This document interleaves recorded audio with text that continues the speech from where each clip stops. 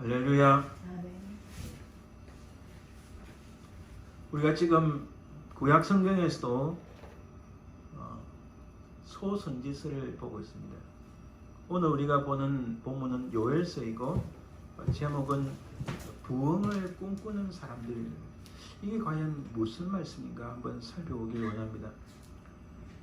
우리는 구약 성경을 보면서 특히 선지서를 보면서 이런 질문들이 생깁니다. 구약시대의 이스라엘 백성들은 신앙생활하기가 훨씬 쉽지 않았을까? 지금보다는 구약시대의 사람들이 하나님으로부터 직접 말씀을 듣고 또 놀라운 기적을 받기 때문에 더 쉽지 않았을까?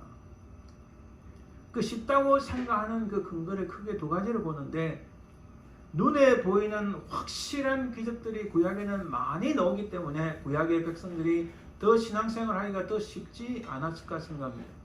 또한 선지자를 통하여 하나님의 직접적인 계시의 말씀을 들을 수 있었기 때문에 신앙생활하기가 더 수월하지 않았을까 생각하기도 합니다. 그러나 그것은 이렇게 비유될 수 있습니다. 시골에서 올라와서 서울에서 김서방을 찾는데, 김서방을 찾는 방법에 있어서 구약시대 사람들은 딱 사진 한 장 들고 서울에서 김서방 찾는 것과 같습니다. 그러나 오늘 새로운 언약 신약시대를 살고 있는 우리는 서울에서 김서방 찾기 위해서 가지고 있는 그 소스가 동영상도 있습니다. 스마트폰도 있습니다. 또 여러 가지 폰이 있습니다. GPS도 있고 SNS도 있고.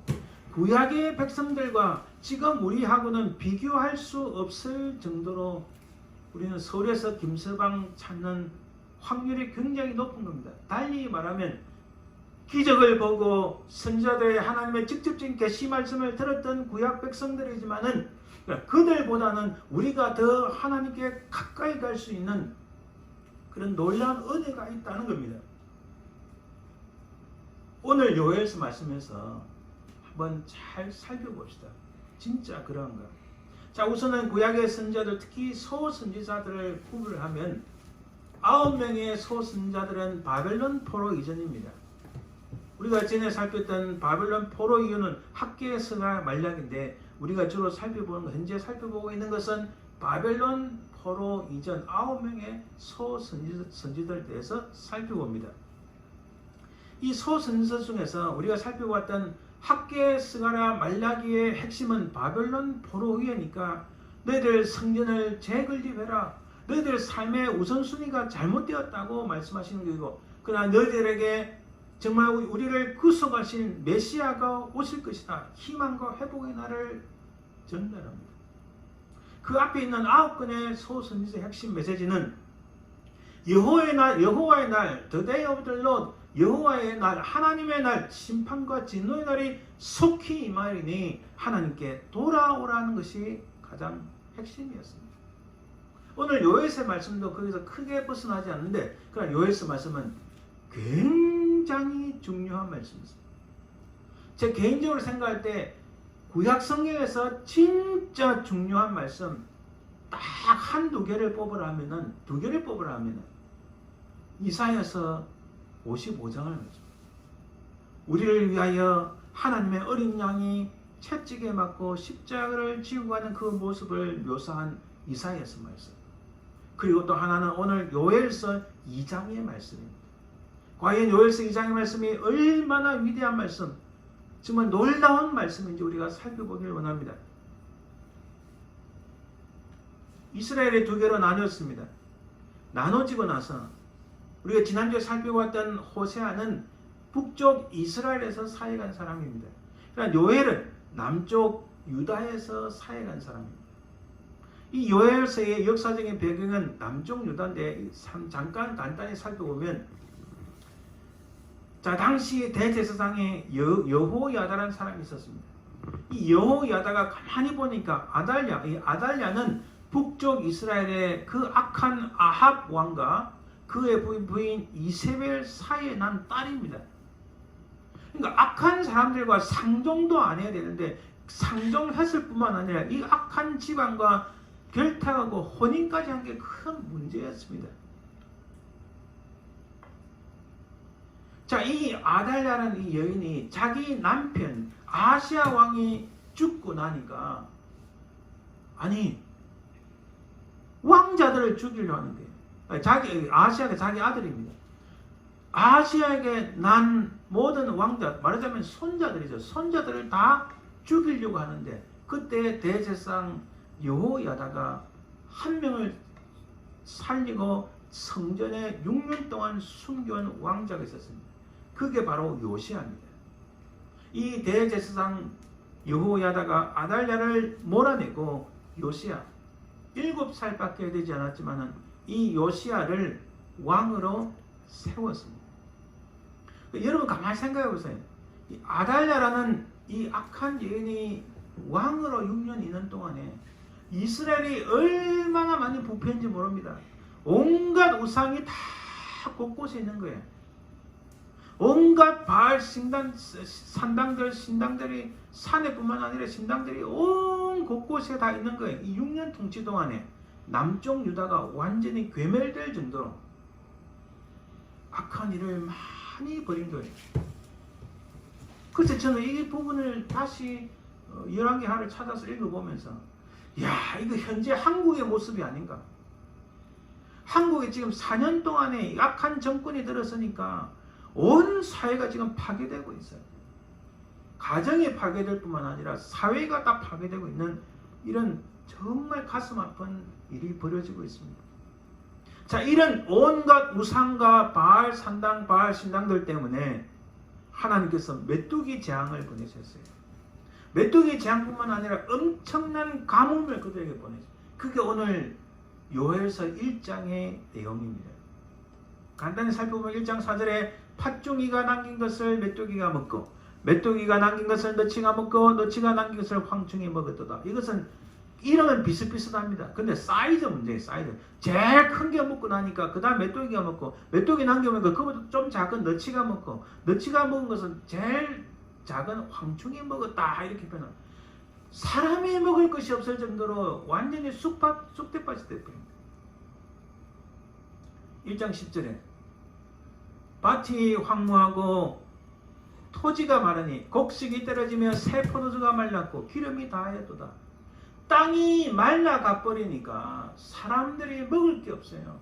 하나님께서 메뚜기 재앙을 내리실 뿐만 아니라 그들에게 심각한 가뭄도 내리시는 거예요. 황무하고 마르니 떨어지며 말랐고 다하였도다.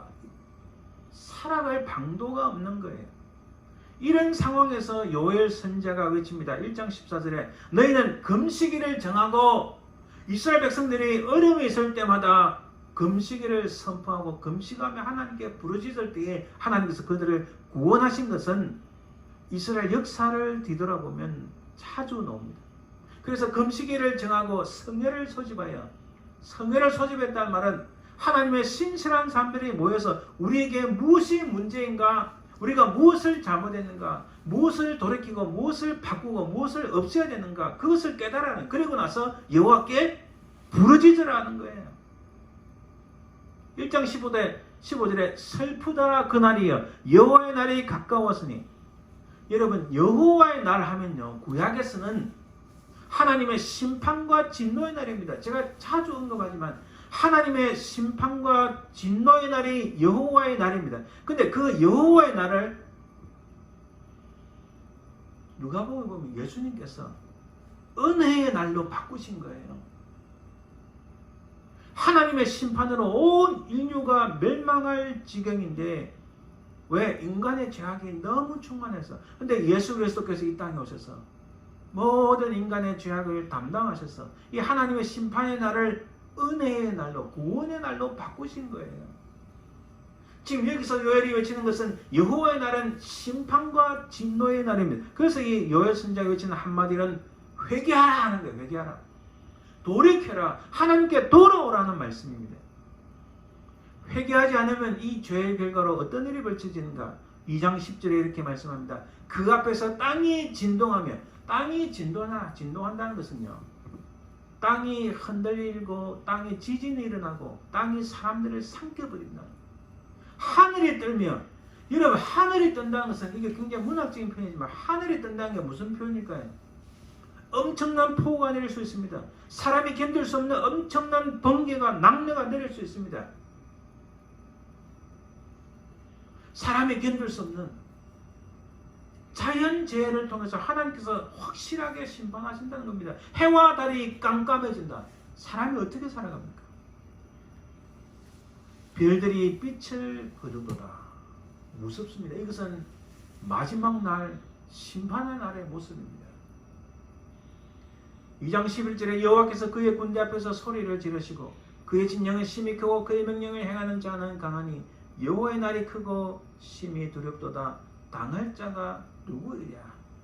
하나님의 심판의 날이 다가오면 피할 자가 없다. 그것을 당할 자가 아무도 없다고 말씀합니다. 그래서 이 요엘 선지자가 1장 2장에서 궁극적으로 외치는 말씀은 회개하고 하나님께 돌아오라는 말씀입니다. 이 요엘 선지자의 외침을 보면은 다시 보면 2장 12절에 여호와의 말씀에 너는 이제라도 금식하고 울며 애통하고 마음을 다하여 내게로 돌아오라고 말씀합니다. 2장 13절에 너희는 옷을 찢지 말고 마음을 찢고 너희 하나님 여호와께로 돌아올지어다. 이스라엘 백성들의 가장 큰 문제점은 우리가 서론에서 질문을 생각했지만 그들이 기적을 받습니다. 하나님의 선지자를 통해서 하나님의 직접적인 계시의 말씀을 들었습니다. 그럼에도 불구하고 그들은 진심으로 진정으로 하나님 앞에 돌아오지 않은 거예요. 사무엘 선지자를 통하여 말씀하지 않았습니까? 하나님은 중심을 보시는 그 마음을 보신다는 거예요. 모든 것을 감찰하시고 통찰하신 하나님께서 그 모습만으로는 하나님을 속일 수 없다는 거죠. 이 중심이 마음이 진심으로 하나님께 돌아서야 된다는 말씀입니다. 그는 은혜로우시며 자비로우시며 노하기를 더디하시며 인애가 크시사 뜻을 돌이켜 재앙을 내리지 아니하시나니. 회개하고 돌아오는 자 하나님께서는 뜻을 돌이켜서 재앙을 내리지 아니하신다고 표현합니다.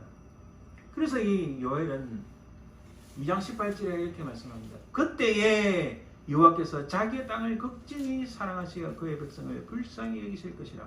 그때라는 것은요, 하나님 앞에 부르짖을 때에, 회개할 때에 하나님께서 사랑하시고 불쌍히 여기신다는 말씀입니다. 2장 27절에 그런즉 내가 이스라엘 가운데에서 너희 하나님 여호와가 되고 다른 이가 없는 줄을 너희가 알 것이라. 내 백성이 영원히 수치를 당하지 아니하리로다. 여러분, 이 말씀은 엄청납니다. 너희가 회개하고 돌아오기만 하면은 내가 너를 사랑하고 불쌍히 여기는데, 따라서 나는 너희 하나님 여호와가 되고 다른 이가 없는 줄을 알게 하리라. 그리고 너희들이 수치를 당하지 않겠다. 이것은 요엘 선지자 당시의 말씀만 아니라 오늘 이 시대에 살아가는 우리에게도 동일하게 적용되는 말씀입니다. 하나님을 사랑하는 자, 하나님께서는 우리의 하나님이 되시고 우리가 수치를 당하지 않게 하게 하시고 우리 모든 걸음을 인도하시고 새롭게 하시는 하나님이신 줄 믿습니다. 그래서 이스라엘에 회복이 있겠다고 지금 요엘이 외친 건데, 이 내용은 굶주림 대신에 배부름을 주시고 치욕 대신에 기쁨과 만족을 주시며 가뭄 대신에 풍족한 비를 주신다. 그래서 2장 보시면 2장 23절에 이른 비와 늦은 비를 주시겠다고 말씀합니다. 부족함 대신에 차가워 넘치는 은혜가 있을 것이라고 지금 요엘 선지자가 이스라엘의 회복을 놓고 외치는 말씀입니다. 근데 여러분, 이 정도에서 끝나지 않습니다. 많은 선지자들의 메시지가 이 정도에서 회복될 것이라고 말씀하시는데, 요엘 선지자는 그 회복을 넘어서 당시 사람들로서는 상상할 수 없는 놀라운 계시의 말씀을 그들에게 전달하는데, 이 말씀이 바로 오늘 읽은 본문입니다.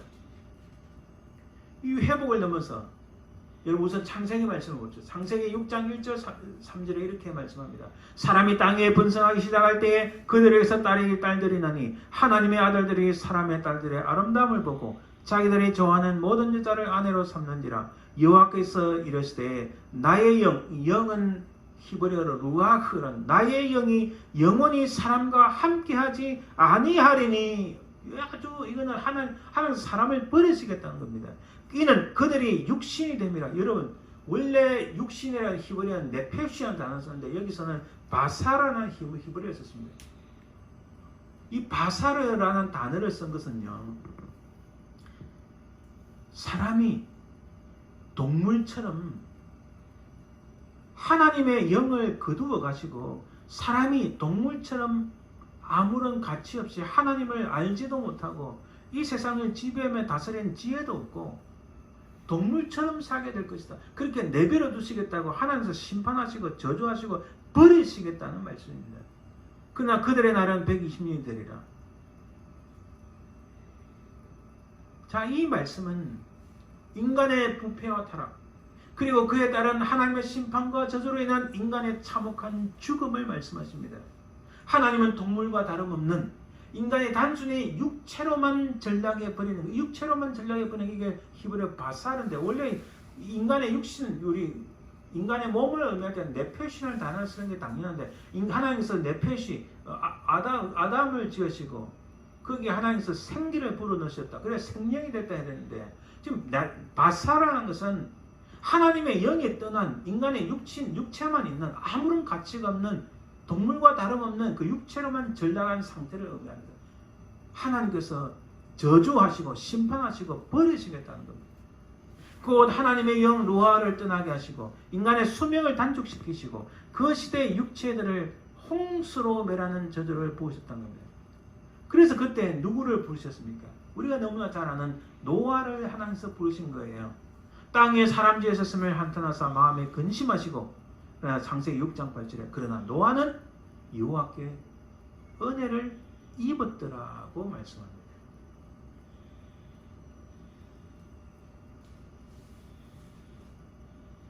오늘 본문 28절을 보면 이렇게 말씀합니다. 그 후에 내가 내 영, 여기서 루아를 썼습니다. 만민은 모든 육체입니다. 이 모든 육체 할 때 이 육체가 창세기 6장 3절에 썼던 히브리어 같은 동일한 단어입니다. 바사라는 단어.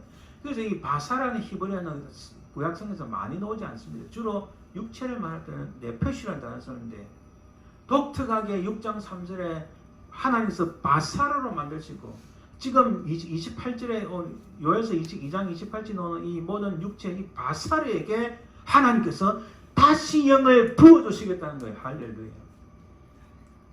놀라운 일입니다.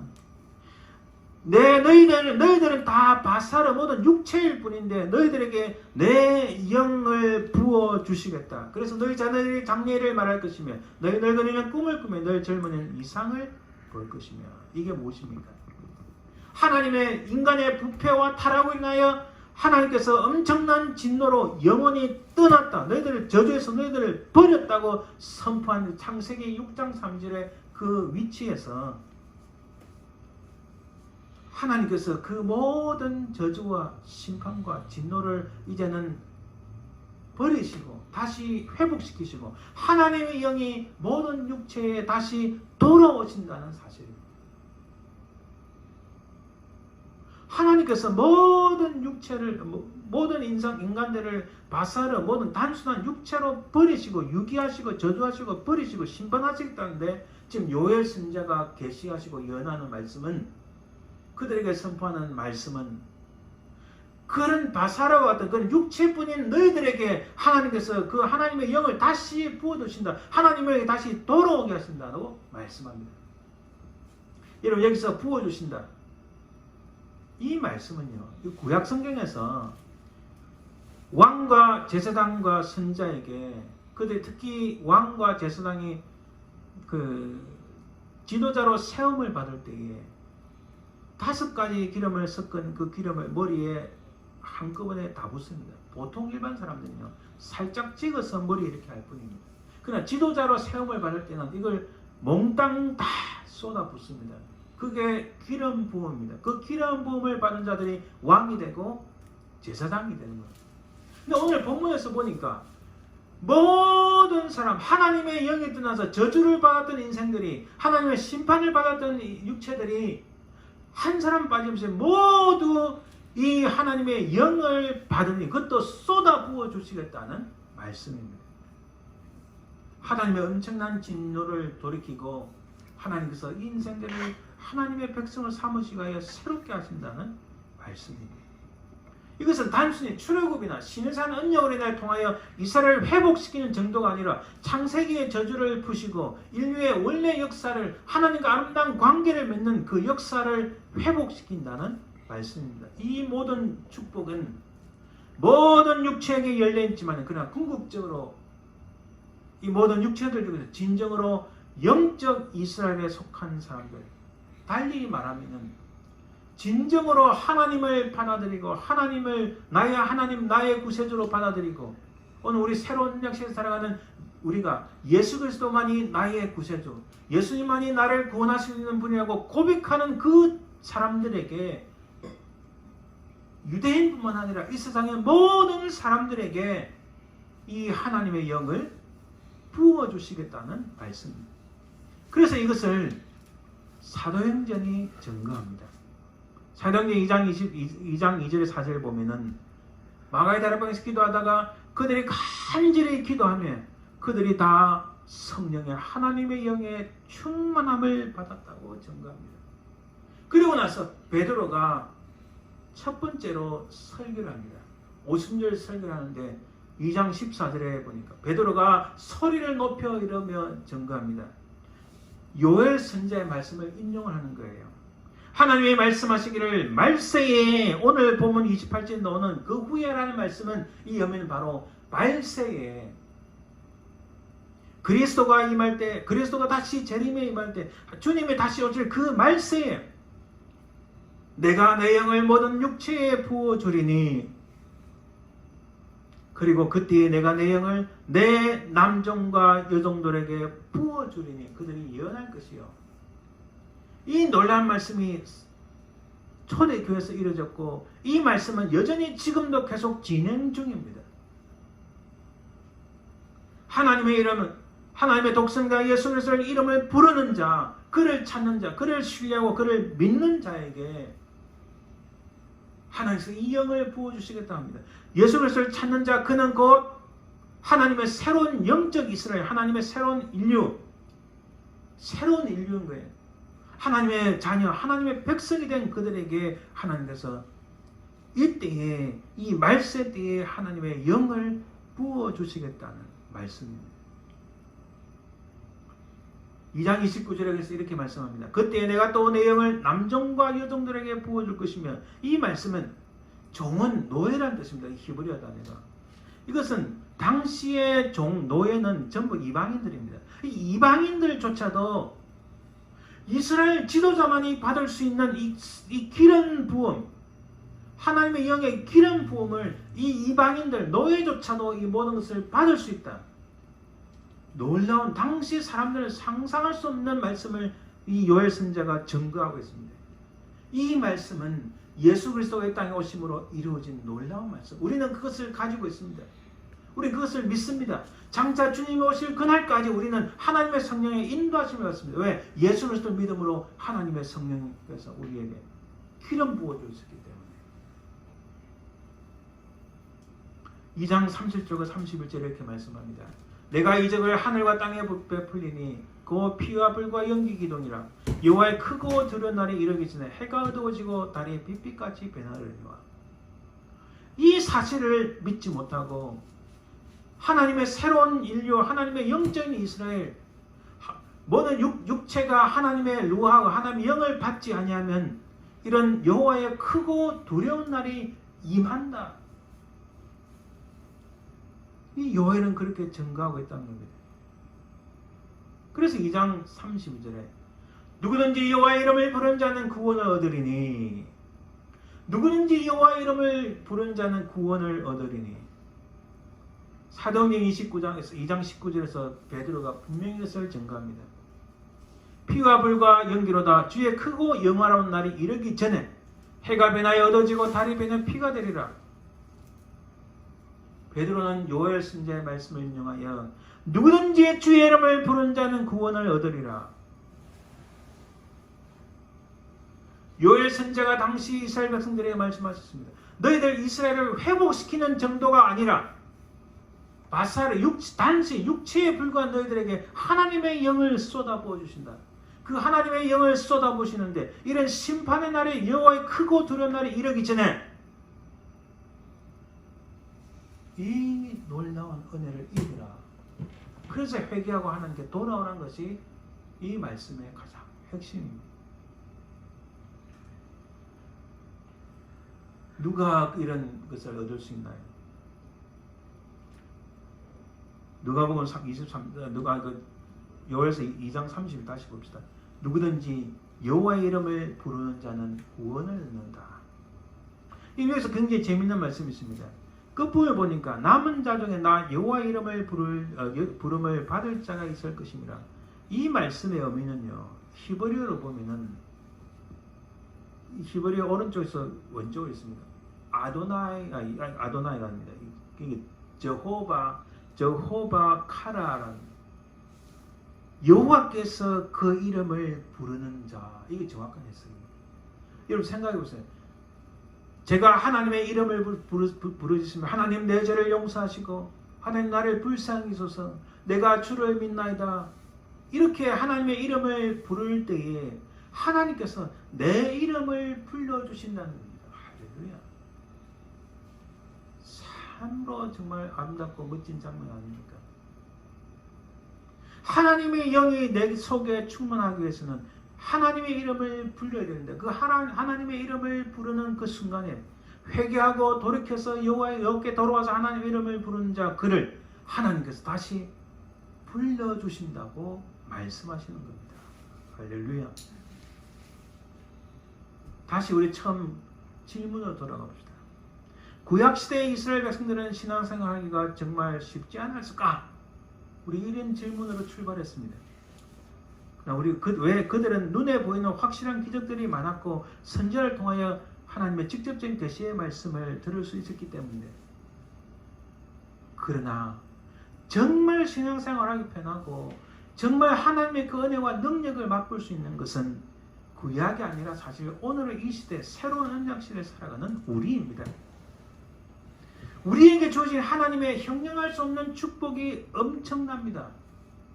예수 그리스도 그 이름을 부르는 자에게 사도행전 2장에 보았듯이 그 이름을 향하여 예수 그리스도의 이름으로 기도하는 자, 부르짖는 자에게 하나님의 성령께서 충만히 역사하시고 바사르 같은 이 인간의 육체만으로 남아있는 이 죄악으로 넘치는 이 인생 위에 하나님의 영을 쏟아 부어 주시겠답니다. 그러면서 구약시대 때는 왕이나 제사장 받을 수 있는 그 기름 부음이 오늘 이 시대에는 누구든지 그 이름을 부르는 자에게 하나님의 성령의 기름 부으심이 충만하실 거라고 말씀합니다. 할렐루야. 이제 누가 우리 결론적으로 오늘 제목에 따라서 이제 누가 부흥을 꿈꾸는 사람들입니까? 우리가 부흥을 이야기하면 물론 그 기도해야 됩니다. 교회 빈자리가 가득 차도록 정말 많은 사람이 몰려들어 부흥하는데 진짜 부흥은요. 진짜 부흥을 꿈꾸는 사람은 우선은 내부터 우리 자신부터 하나님의 영이 내게 충만케 하옵소서. 하나님 나의 부족함을 용서하시고 나의 연약함을 돌아보시고 나를 불쌍히 여기사 하나님의 영을 쏟아부어 주옵소서. 여기서부터 출발할 때에 하나님의 진정한 부흥을 꿈꾸는 자들입니다. 요엘 선지자의 이 계시의 말씀을 우리가 믿고 회개하고 돌아오는 자 그에게 하나님의 영을 쏟아부어 주리니 그를 통하여 하나님 역사하신다는 말씀인데 바로 그것을 사모하는 자 하나님의 성령의 은혜를 충만히 사모하는 자 그가 꿈꾸는 자 부흥을 꿈꾸는 자들입니다. 멋지고 아름다운 게 꿈꾸는 거 좋습니다. 사람들의 자랑하는 거 좋아요. 내가 이렇게 했다 저렇게 했다 하는 거 좋습니다. 그러나 그것은 진정한 하나님 교회의 부흥이 아니라 진정한 하나님 교회의 부흥은 부족한 우리 자신에게 하나님의 영이 충만하도록 늘 소망하며 부르짖는 거기서 출발한다는 겁니다. 부흥을 꿈꾼다는 것은 바로 그것입니다. 하나님의 영이 내 속에 충만해서 갈수록 폐해지는 이 세상 속에서 하나님의 소금과 빛의 역할을 감당하고 점점 약해지는 교회 속에서 하나님의 귀한 그릇으로서 일꾼으로서 하나님 나라 이 땅에 임할 것을 바라보며 하나님의 영이 충만한 바로 그런 사람들이 꿈꾸는 것이 진정한 부흥이라는 겁니다. 지금 우리 눈이 어디가 있습니까? 단순한 교회 부흥, 그 눈에 보이는 그것만 눈에 가 있습니까? 이 교회 아름답게 꾸미는 거 좋습니다. 그보다 더 좋은 것은 하나님께서 이 교회를 통하여 어떻게 역사하실 것인가, 하나님의 성령께서 이 교회를 통하여 어떻게 역사하시고 무엇을 하실 것인가, 거기에 눈에 가 있는 것이 진정한 부흥을 꿈꾸는 사람들입니다. 오늘 요엘 선지자의 말씀을 통하여 하나님의 성령께서 우리 속에 충만히 역사하셔서 진정한 하나님의 부흥을 바라보며 믿음으로 승리하시는 저와 여러분들 되시기를 주님의 이름으로 축원드립니다. 기도합니다.